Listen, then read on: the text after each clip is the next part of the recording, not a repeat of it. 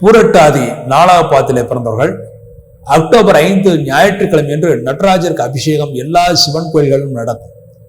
அந்த நடராஜர் அபிஷேகத்தை நீங்கள் தரிசனம் செய்தால் நிச்சயமாக பண விஷயத்தில் இருந்த பிரச்சனைகள் குறையும்.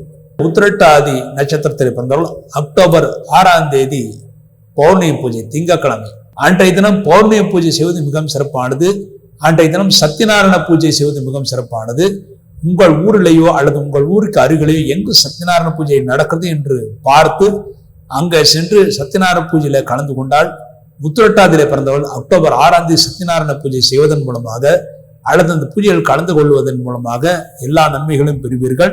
ரேவதி நட்சத்திரத்தில் பிறந்தவர்கள் அக்டோபர் 7 செவ்வாய்க்கிழமை என்று பஞ்சாங்கத்தில் இஷ்டி என்று போடப்படும். இஷ்டி என்றால் இஷ்டமான கோயில்களுக்கு சென்று தீப வழிபாடு செய்வது மிகவும் சிறப்பு என்று பொருள். அருகில் இருக்கிற பெருமாள் கோயில்களுக்கோ அல்லது சிவன் கோயில்களுக்கோ உங்களை இஷ்ட தெய்வ கோயில்களுக்கு சென்று தீப வழிபாடு செய்ய வேண்டும். அதன் மூலமாக ரேவதியிலே பிறந்தவர்கள் நன்மைகளை பெற முடியும் என்பது உறுதி.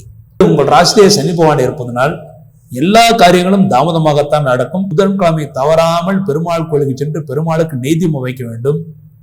அடுத்து ஒவ்வொரு சனிக்கிழமையும் ஆஞ்சநேயருக்கு நல்லெண்ணெய் தீபம் வைக்க வேண்டும். இந்த நல்லெண்ணெய் தீபம் வைப்பதன் மூலமாக ஆஞ்சநேயருடைய பேரருள் உங்களுக்கு கிடைக்கும்.